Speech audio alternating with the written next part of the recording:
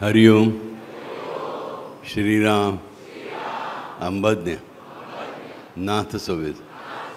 नाथ सोवेत. नाथ सोवेत.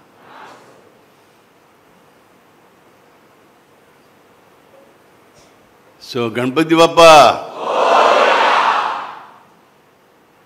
गणपतीला बहुतेकांनी दर्शन दिलं असेल ना जाऊन. हां, बऱ्याच वेळा प्रश्न पडतो, मी रांगेत बघत असतो ना तेव्हा, कुठल्याही गणपतीच्या रांगेमध्ये, तर लोक गणपतीचं दर्शन घेत आहेत की गणपतीला देत आहेत हाच मला पत्ता लागत नाही. अगदी कसं लिफ्टमध्ये शिरलं, प्रत्येक स्त्री किंवा पुरुष लिफ्टमध्ये एक आरसा असतोच, त्या आरशात बघायचा मोह टाळत नाहूच शकत नाही. एक हात पटकन असा जातो. अगदी जसं गणपतीच्या समोर जाताना सुद्धा मी बघतो, येताना 2-3 गोष्टी प्रामुख्याने आढळतात. एक म्हणजे हात असा जातोच, गणपती बाप्पा नीट बघ मला माझा, बरोबर. दुसरी गोष्ट म्हणजे नेहमीची आपली गोष्ट, हे 4 आणि तुला बघ, 3 वेळा फिरवले, त्याला दाखवल्याशिवाय समाधान होत नाही आपलं, बरोबर की नाही. आणि त्यानंतर आम्ही बघतो का की गणपती आमच्याकडे बघतोय की नाही, नाही बघत, बरोबर. मी मनाला प्रश्न विचारतो तुम्हाला, कोणाच्याकडे गणपतीच्या दर्शनाला जाता तेव्हा घरात तुमच्या आहे, तुमच्या मित्राचं आहे की तुमच्या बापूच्या घराचं आहे, बरोबर. गणपतीबरोबर दर्शन घेताना कधीतरी कोणी बघितलं आहे का की गणपती माझ्याकडे बघतोय का. इकडून रांगेत जाताना बापू बघतोय का, बापू बघतोय का, बापू बापू बापू हरिओम हरिओम हरिओम हरिओम. परंतु आम्ही त्या गणपतीसमोर जाताना बघतो का की गणपती माझ्याकडे बघतोय का. त्याच्या नजरेत नजर घालायला का काही ठिकाणी खूप गर्दी असेल, तिकडे वेळ मिळत असेल, मला मान्य आहे, आलं लक्षामध्ये. पण गणपती आमच्याकडे बघतो हा प्रश्न मनात आला का आपल्याकडे, नाही येत का. ह्याचा अर्थ आम्ही त्या गणपतीला मूर्ती मानतो, and that is the problem. आलं लक्षामध्ये. Problem is very simple. आम्ही गणपतीच्या दर्शनाला जात असते, आम्ही गणपतीच्या मूर्तीच्या दर्शनाला जातो.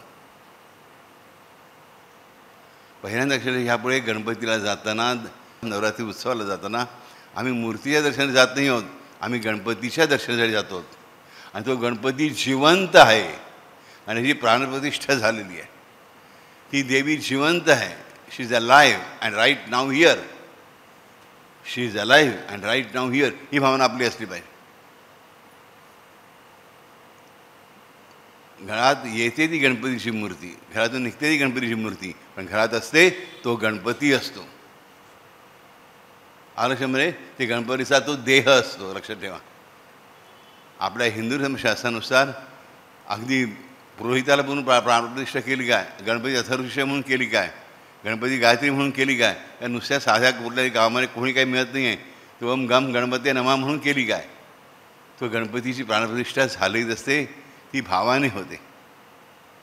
त्यामुळे ह्याच्यामुळे गणपती दर्शन घेताना कसं घ्यायचं, तो गणपती बसला आहे हे लक्षात घेऊन त्याला सांगताना, त्याकडे मागताना मात्र आम्ही विचार करतो ही मूर्ती आहे म्हणून नाही. देवा एवढ्या पोराला माझ्या पास कर बरं का, पोरा एवढं माझ्या पोरं ह्यावर्षी तरी होऊन जाऊ दे.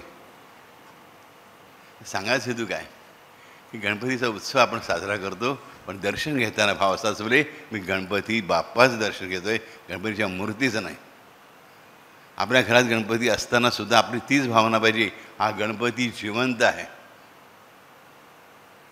Is alive and right now here. आलक्ष्यामध्ये समजलं. म्हणून नैवेद्य काय सांगितलं, दाखवायचं नाही, अर्पण करायचं असतो. नैवेद्य दाखवणं हा शब्दच चुकूनच आहे. आम्ही कसं नैवेद्य दाखवतो, ढुंढणं प्राणायाम प्राणाय स्वाहा अनाय स्वाहा काहीतरी करायचं आणि लगेच उचलून घेऊन जातो.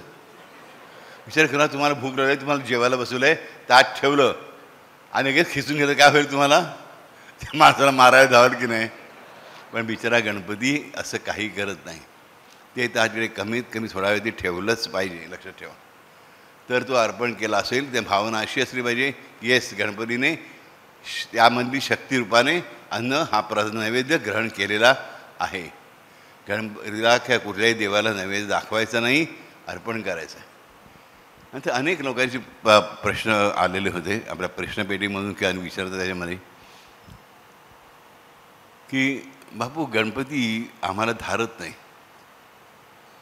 गणपती म्हणे घरामध्ये क्लेश होतात, किंवा गणपती झाल्या क्लेश होतात. गणपती धारत नाही म्हणजे गणपती बाबा काय आणला की काहीतरी प्रॉब्लेम होतो. तर असा काही प्रकार खरं म्हणजे नसतो. एका कुटुंबात मला मोठीच कथा सांगितली. खरंच चांगले लोक आहेत, पण त्यांच्याकडे समज होता की यांचं कुलदैवत आहे नृसिंह. तो सिंह आणि गणपती गजवदन. तर सिंहाचं आणि हत्तीचं वाकडं आहे, मग कसं गणपती आणायचा? अरे हे काय विचार करता? त्यांची लेवल कुठली आणि हत्ती आणि सिंहाची लेवल कुठली? पण ती त्यांच्या घरात रूढी होती, त्यामुळे ते मानत होते. मी त्यांचा रिस्पेक्ट करतो.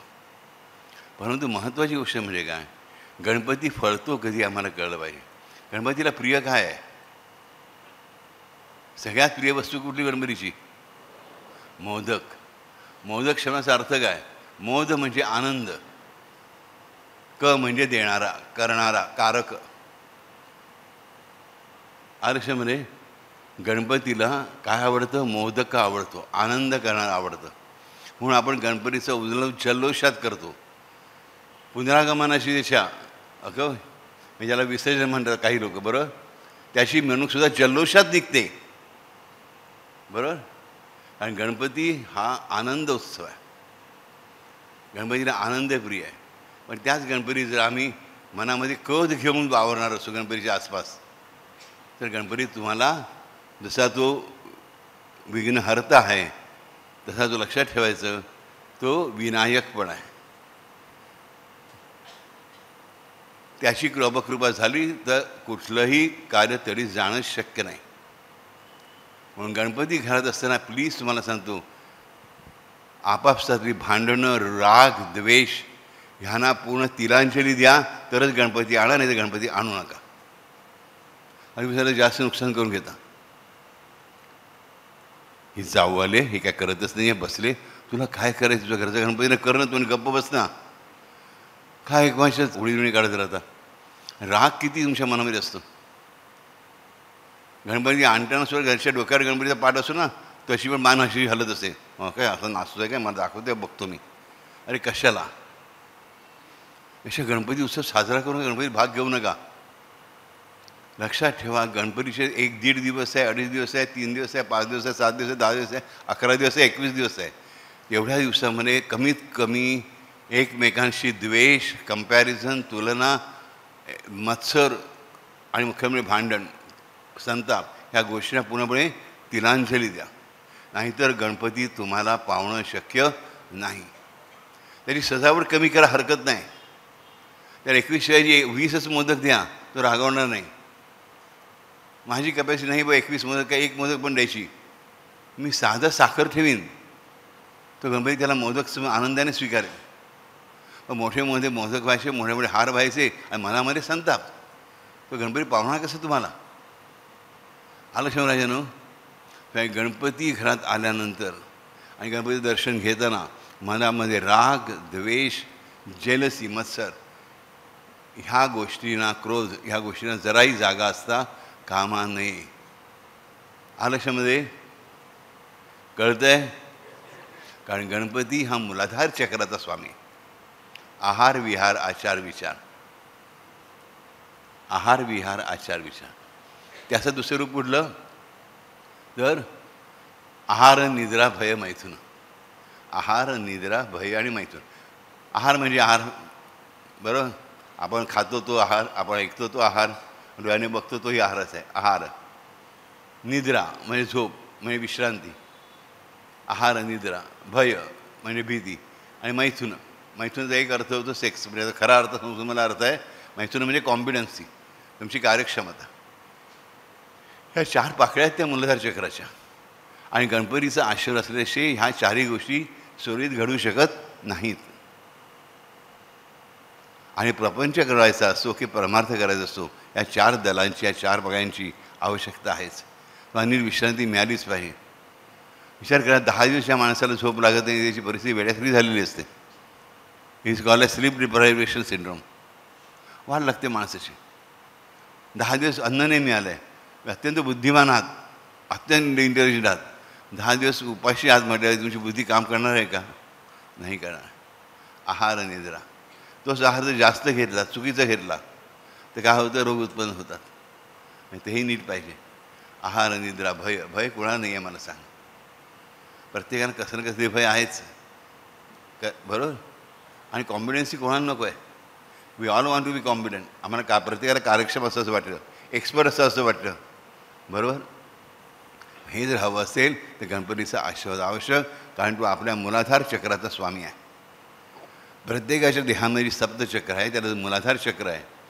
त्या मूलाधार चक्रातून आपल्या ह्या सगळ्या गोष्टी नेव्हिगेट केल्या जातात, ॲक्टिवेट केल्या जातात, स्टिम्युलेट केल्या जातात आणि कार्यरत केल्या जातात.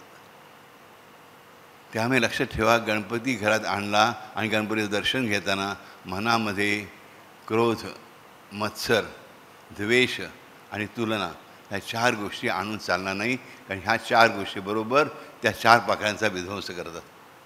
आणि गणपतीला आसन दिलं नाही तर गणपती बसत नाही. त्याला बसण्याचं असं ठरलं काय आहे?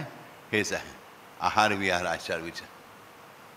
त्याला कधी ह्या 4 गोष्टी जर दिल्या आपण, त्याच्याही काय दिला? क्रोध दिला, द्वेष दिला, मत्सर दिला बरं, त्याने काय होणार आहे? त्याने त्याचं आसन नष्ट होणार आहे. तसं करून चालणार नाही. मोदक प्रिय आहे लक्षात ठेवा. पण मोदक शब्दाचा अर्थ तो मस्तपैकी माझ्यावर तोंडाला पाणी सुटतं खरं सांगतो. तो चवीचा मोदक आहेच, प्रश्नच नाही. म्हणजे केवळ भौतिक स्वरूप आहे.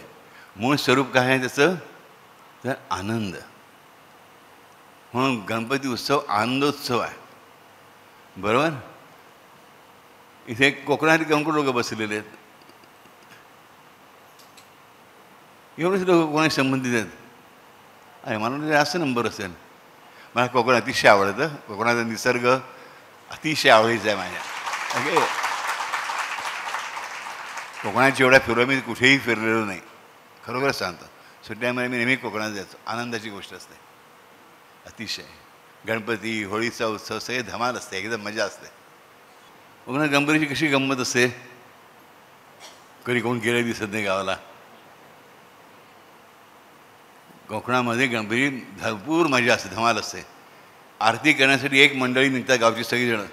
ह्या घरात पहिला नंबर, दुसरा, त्या दिवशी तिसरा, चौथा, पाचवा अशा सगळ्यांच्या आरत्या करत फिरतात. आणि ते एखाद्या घरी दर रात्री भजन चालतं.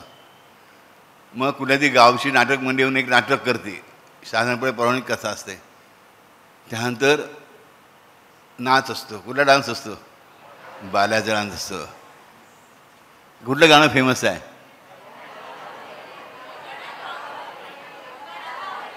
गण्या धाव रे पाव रे. आणि दुसरं सारावन बालू जातो काशीला, जातो काशीला. हाय हाय बरोबर. येस, हा आनंद उत्सव आहे. आरक्षमध्ये मुंबईच्या रस्त्यावर सुद्धा अनंत चतुर्दशीच्या दिवशी काही लोक नाचत असतात, आनंदाने गात असतात. लहान मुलापासून अगदी वयस्कर माणूस जो चालू शकतो त्या प्रत्येकापर्यंत मिळवणूक सामील झालेला असतो. आरक्षमध्ये पटले.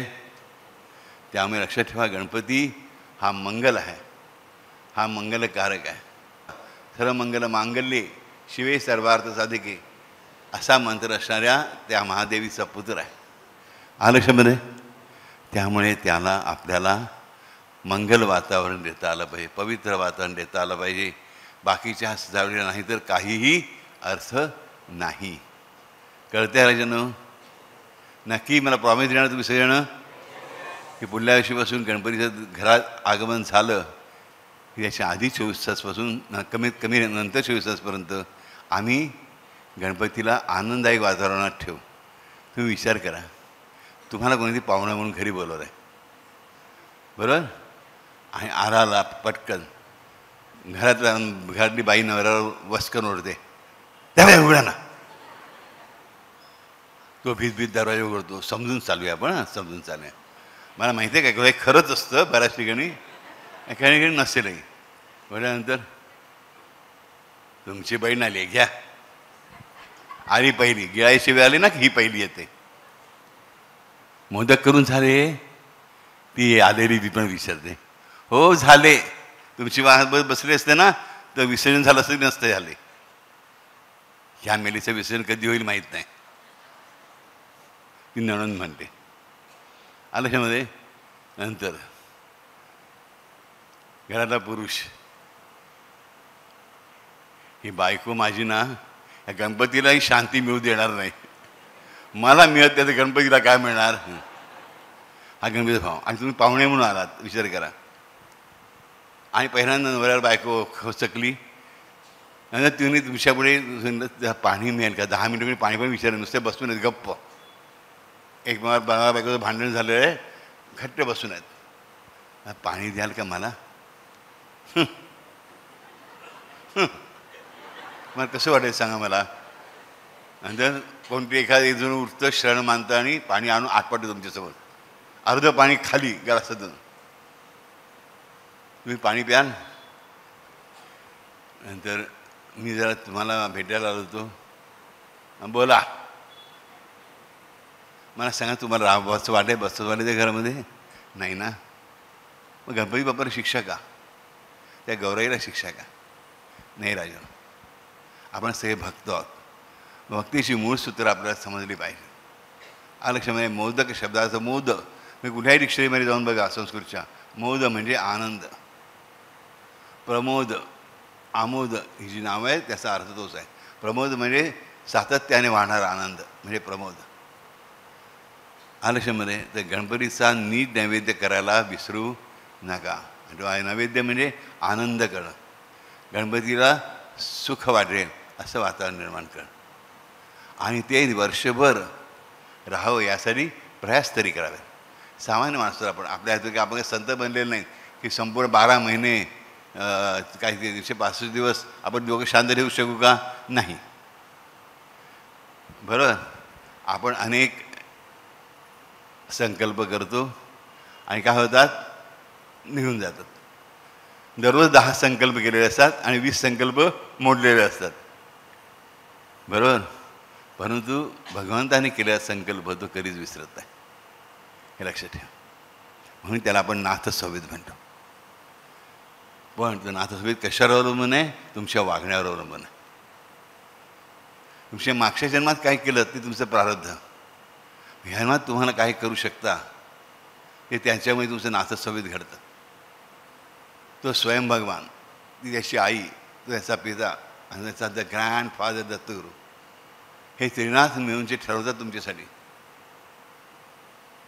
हे तुमच्या कशावर अवलंबून आहे, ह्या जन्मातले आहार विहार आचार विचारावर अवलंबून आहे. लक्षामध्ये. आणि गणपतीला दुसरी न आवडणारी गोष्ट म्हणजे अहंकार. आणि आमचे अहंकार सेल्फ रिस्पेक्टच्या नावाखाली एवढे वाढलेले असतात एखाद्या फुग्याप्रमाणे, जरा धकले फटकन फुटतात. आमचा इगो पटकन हटवतो. आम्हाला कोणाचं एवढंसं दाणासुद्धा माहिती. एक मी गोष्ट वाचली ती लहानपणी. एक राजा शिकायला गेलेला असतो, त्याची राजमाता त्याच्याबरोबर असते आणि तिकडे एक तरुण सुंदर मुलगी येते, म्हणजे कपडे फाटलेले असतात, मळलेले असतात, चेहरा मळलेला असतो, तर ती दिसते सुंदर, अतिशय सुंदर लावण्य ती. राजमाते लक्ष देतं ही बहुतेक राजकुमारी आहे. राजमाता तिला स्नानासाठी पाठवते, चांगले कपडे घालले, विचारते तर मी अमुक देशाची राजकुमारी, आमच्या राज्यावर शत्रू धावून आले, मी जीव वाचवण्यासाठी पळून आले, माझे वडील मारले गेलेत. राणी राजमाता म्हणते ही खरंच सुंदर आहे, स्वभावाने खूप चांगली आहे, ही हिला सून करून घ्यावी, पण परीक्षा करून घ्यायला हवी खरंच राजकुमारी आहे का. यासाठी एका आलिशान पलंगावरती एकावर एक अशा 21 गाद्या घालते, मऊ मऊ वक्त्यांच्या, मऊ शेवरीच्या कापसाच्या, आणि तिला झोपायला देते. सकाळी राजमाता स्वतःहून तिला भेटायला जाते. काय गं बेटा, कशी आहेस, झोप लागली का शांतपणे. नाही हो मासाहेब, झोप नाही लागली. खालून ना काहीतरी टोचत होतो मला. राजा म्हणते येस, ही राजकुमारी आहे. 21 गाद्यां खालून त्या बडीशेपेच दाणा टोचत होता, तो त्या राजमातेने ठेवला होता. आलक्षामध्ये आमचा इगो असं झाला, 21 गाद्यांच्या खालचा बडीशेप दाणा पण आम्हाला टोचतो, एवढी ती राजकुमार झालो, आम्ही राजकुमारी झालो. अहंकाराला थोडा आवर घाला. एकदा एखाद्या माणसाची वैर घेतलं ते कायम चालू ठेवायचं असं करू नये. पण वाईट वागत असेल, त्याने खून केला आहे, बलात्कार केला आहे, रेप केला आहे, वाईट वागवलं आहे, फसवलं आहे, तुमचे पैसे ढापलेच, गोष्ट वेगळी मी समजू शकतो. तर कडे वैर ठेवायलाच पाहिजे, ते लक्षात ठेवायलाच पाहिजे. पण लहानकार करण्यासाठी वैर ठेवायचं आणि द्वेषबुद्धीने वागायचं, ही गोष्टसुद्धा तुमच्या घरात तुम्ही याची पूजा करता, स्तोत्र म्हणता, त्या देवाला आवडणं शक्य नाही. मी तुम्हाला असं सांगते, संत बना. संत बनणं शक्य नाही. मी स्वतः संत नाही आहे आणि मला सांगा कोणी संत म्हटलं आवडत पण नाही. आलं लक्षामध्ये? कारण संत कसे असतात, चांगला आणि वाईट दोघांशी समानपणे वागतात. मला ते जमत नाही. तर आपल्याला माहीत पाहिजे की आपला इगो जो खूप फुलत चालला आहे, तो इगोला आपण मर्यादा. स्त्री आणि पुरुष दोघंही समानपणे याचे हक्कदार आहेत. पण आपल्या देवाच्या आड काय येतं, या दोनच गोष्टी, आपला क्रोध आणि आपला अहंकार. आलक्षामध्ये या अहंकार, महिषासुर म्हणजे काय? महिषासुर म्हणजे अहंकारच. आणि ही कोण आहे? महिषासुरमर्दिनी आहे, जी सप्तचक्रांची स्वामिनी आहे. लक्षात ठेवा, आपल्याला तिची कृपा हवी आहे. आपला अहंकार लहान असलेला बरा. अहंकार अजिबात सोडूच शकत नाही. आपण सामान्य माणसं आहोत. बरं, आपलं मी खातो, मी पितो, मी कमवतो, हे माझं घर आहे. संत म्हणले कसं बाबा हे तुझं घर आहे, येऊन राहा. आपण सांगितलं काय होईल, आपण फुटपाथवर आणि दुसरी माणसं आपल्या घरामध्ये. बरं, त्यांच्या हातात आपली तिजोरी आणि आपल्या हातात कटोरा, अशी परिस्थिती. आणि जेवढा आवश्यक आहे तेवढा सेल्फ रिस्पेक्ट अहंकार असला म्हणजे.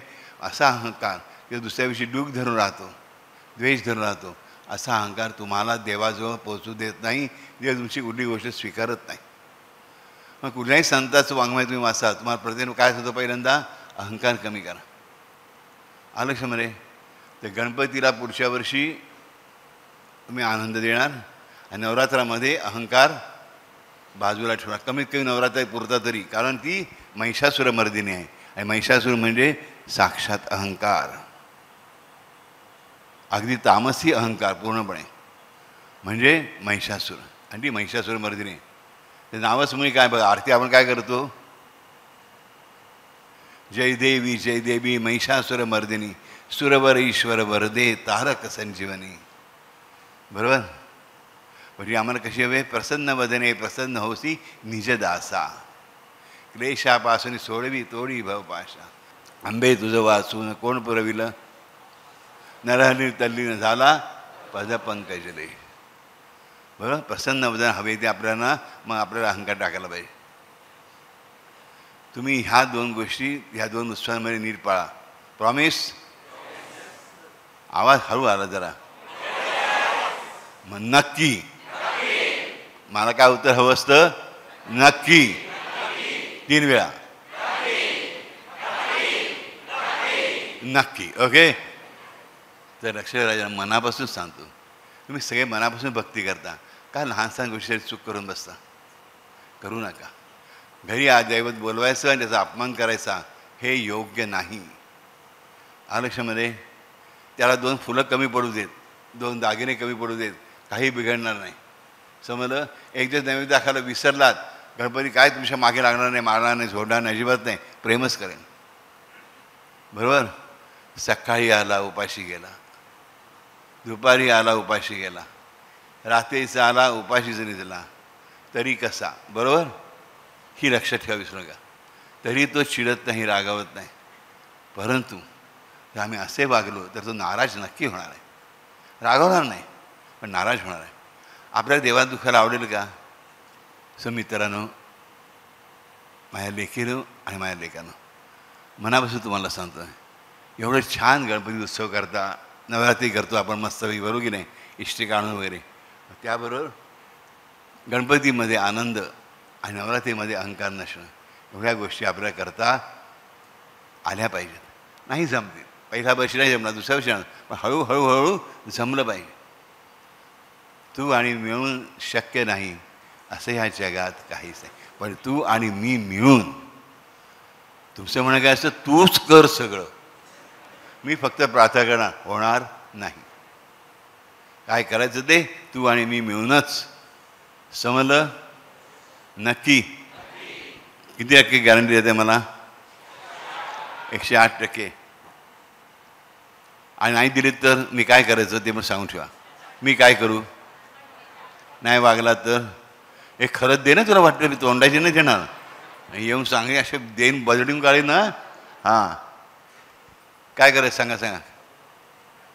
ठोकून काढा. येस माझ्या पद्धतीने वाईट नाही, एकदम बेकार आहे मी, मला लक्षात ठेवा. मी असा तुम्हाला असं गोड बाबा वाटत गोडबोडी बिडबोडी अजिबात नाही आहे. हे माझ्या सेमिनारमध्ये इतर लोक त्यांना विचारा. माझ्याकडे मार्क मशीन आता बोलत आतमध्ये सेमिनारला येतं त्या मंडळीनंतर सवय झालं आहे. मार्क सुरू होतात -5 लाख कोटीपासून. मार्काची सुरुवात -5 लाख कोटी तर 5 लाख कोटी कोटी कोटी इथे मार्क दिले जातात. तर सेमिनारमध्ये लोक बघतात. पण मला एक सांगतो, सगळी पोरं हे सगळ्या मजा करत असतात. ही पोरं सेमिनारमध्ये ज्या प्रकारे प्रवास करत आहेत, ज्याप्रमाणे इम्प्रूव्ह होत आहेत, लक्षात ठेवा तो एका रूममधला सेमिनार आहे. हा आपल्या अख्ख्या हरिग्राममधला सेमिनारच आहे. सेमिनार म्हणजे काय की अनेकांचे श्रम वाचवण्यासाठी एक प्रतिनिधी उभा राहतो, त्या विषयाचा मी अभ्यास करतो आणि त्या विषयावर चर्चा होते. तो शिकवतोही, प्रश्न विचारतोही, उत्तर देतोही आणि बसलेला प्रत्येकजण पण त्याच्यामध्ये सामील होतो. ही पार्टिसिपेट्स. लक्षात ठेवा आपण हरिग्रामला जमतो कशासाठी? सेमिनारसाठी, अभ्यास करण्यासाठी. कसला? आनंदाचा अभ्यास करण्यासाठी, प्रेमाचा अभ्यास करण्यासाठी, प्रपंच सुखाचा करण्याचा अभ्यास करण्यासाठी, व्यवसाय सुखाचा करण्याचा आनंद करण्यासाठी, नोकरी आनंदाने करण्यासाठी, पत्नी मुलाबाळांबरोबर जीवन व्यवस्थित व्यतीत करता यावं म्हणून. किंवा सगळ्यात महत्त्वाचं म्हणजे की ह्या जन्मी तरी प्रारब्धातून सुटका व्हावी म्हणून. नक्की. त्यामुळे लक्षात ठेवायचं आपण ह्याला काय म्हणतो? श्री हरी गुरुग्राम. बरोबर. आपण एक गाणं ऐकलं होतं साई चरित्रामध्ये काही ओव्यांचं. कोणा आठवतं या संबंधी? काय गोड गुरुची शाळा, सुटला जनक जननींचा लळा. हे लावता येईल का रे आपल्याला?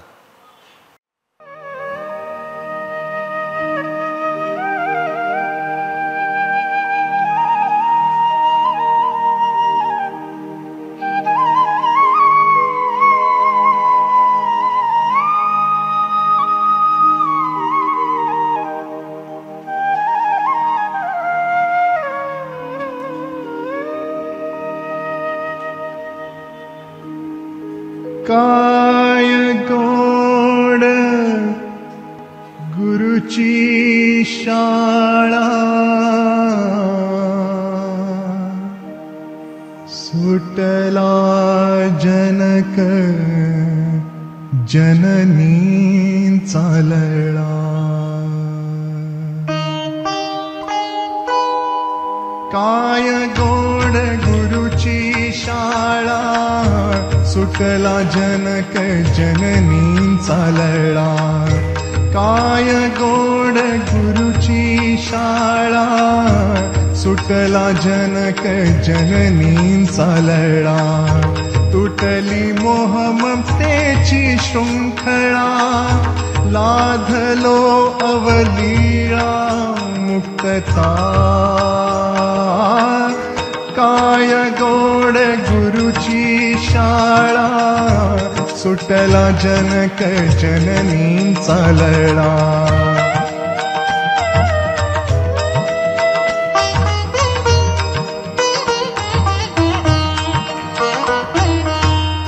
सुटला दुरापाश सगळा, भंगली प्रवृत्ती प्रतिबंध हरगळा. सुटला दुरापाश सगळा, भंगली प्रवृत्ती प्रतिबंध हरगळा. वाटे या गुरुच्या गळ्यात चिगळा, वाटे या गुरुच्या गळ्यात चिगळा. घालून त्या डोळा वसवावे, काय गोड गुरुची शाळा, सुटला जनक जननींचा लळा.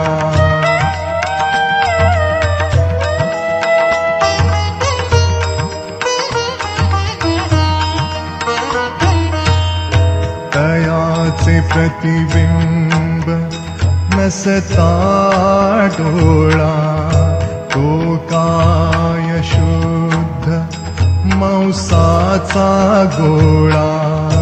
तयाचे प्रतिबिंब नसता डोळा, तो काय शुद्ध मांसाचा गोळा.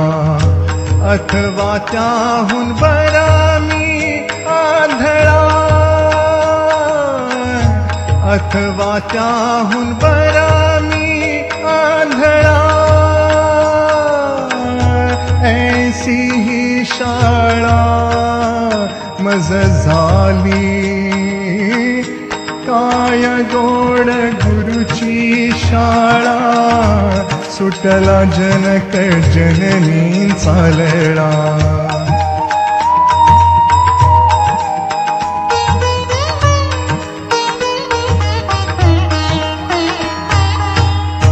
लागता या शाळेस पाय, कोण हतभागी माघारा जाय. लागता या शाळेस पाय, कोण हतभागी माघारा जाय. माझे घरदार माया,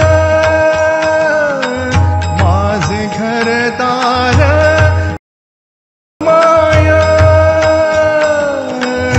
सर्वची गुरुराय जाहले, काय गोड गुरुची शाळा, सुटला जनक जननींचा लळा. काय गोड गुरुची शाळा, सुटला जनक जननींचा लळा. तुटली मोह ममतेची शृंखळा, लाधलो अवलीळा मुक्तता. काय गोड गुरुची शाळा, सुटला जनक जननींचा लळा. काय गोड गुरुची शाळा, सुटला जनक जननींचा लळा.